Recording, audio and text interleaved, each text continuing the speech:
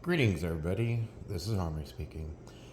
You know how we all have these voices in our head? For example, if you're hungry for lunch, you have a thought come in your head, kind of like a voice that says, "Ooh, a big juicy bacon cheeseburger sounds great."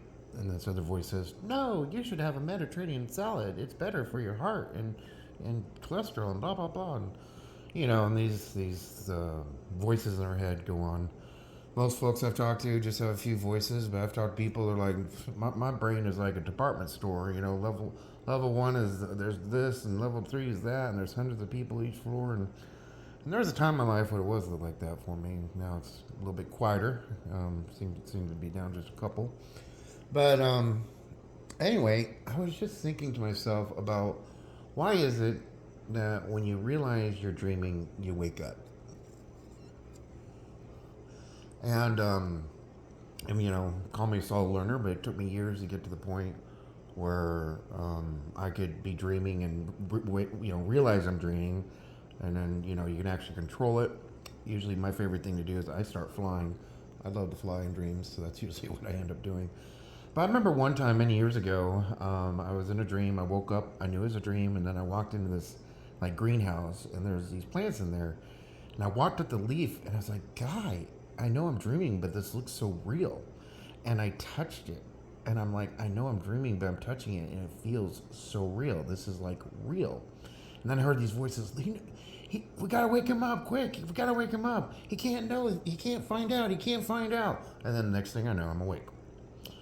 And then it took many more years until I could get to the point where I'm awake in a dream, and then they can't wake me up. And that gets really interesting because then they do all kinds of interesting things. They try to kill you. But the old saying, if you die in a dream, you die in real life. Well, I obviously don't believe that. What's interesting is, I'm sure we've all had dreams where we're falling and we wake up right before we hit the ground, or you wake up right before you die.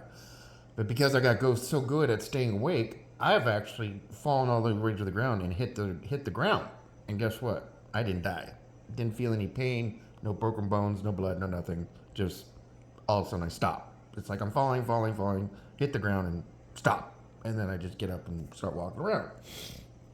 So when I am awake and in a dream and know it, and they're trying to wake me up, can't. So now they try to kill me. They try to beat me up. They try doing all kinds of crazy stuff to get me awake, and they are furious. I mean, they're angry. You should see the anger in their eyes and the tones of voice, and they call in hundreds of people, and they just do everything they can to wake you up. It's an interesting experience, but it's not a very pleasant one.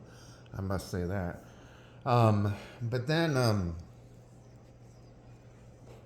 I was remembering one time I was dreaming, kind of like in the waking life, how you hear that voice in your head. There's been lots of times where I'm dreaming, and all of a sudden I hear a voice that say, "Oh," someone say like, "What's he doing?" "Oh, he's having a dream where he's in an old friend's house from childhood," and this has happened a lot. And I started thinking that, you know, what if this is an old thought, this comes back from the 70s. Maybe folks are too young to know about this, or maybe you've heard of it. Well, it was really big in the 70s where everyone believed, well, not everyone, but a lot of folks, there's a big movement, kind of like I forgot. Anyway, that where people believe that this life was just a dream, that everything here you're experiencing is just a dream, and people honestly, sincerely believe that. And then I started thinking about how they say this is a holographic universe, and I've talked about, and these are world-renowned physicists, and legit people.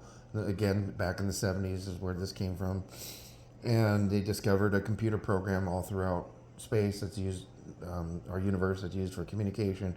So this place is looking, and more, if you read the news lately, all the discoveries they're making, this place is just extremely well designed. It doesn't, even the physicists and scientists and astrophysicists and whether those people, astronomers and astronomy, all those people, they're like, this is too well designed. There has to be a designer behind it.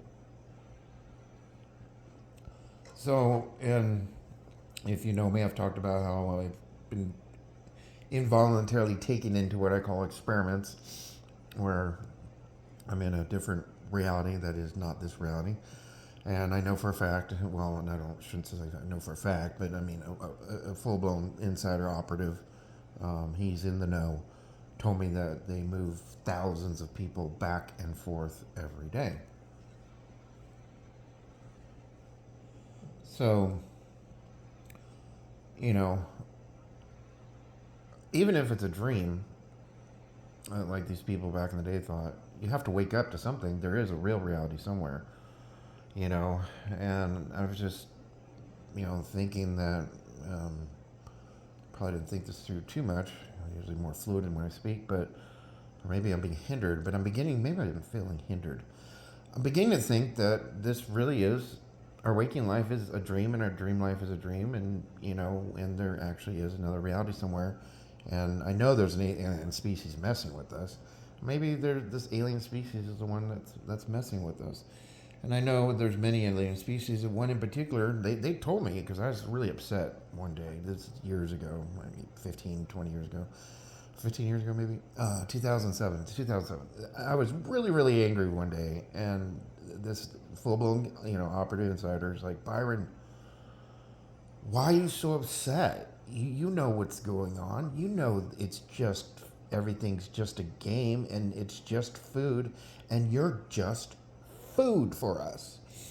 Meaning, they play games to get you afraid and fear and anger and all these negative emotions, and then there's this species, they feed on that. That's their food source. So I'm beginning to wonder if we all just freaking got captured somewhere.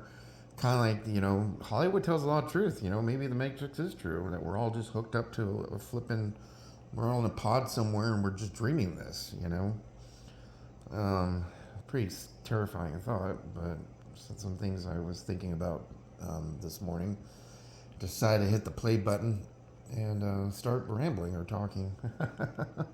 So anyway, I don't know, just and kind of like in the Matrix, you gotta get to the point where you wake up and control this reality. Boy, wish I had some tips on how to do that, because they got this thing so wired and so rigged and so controlled.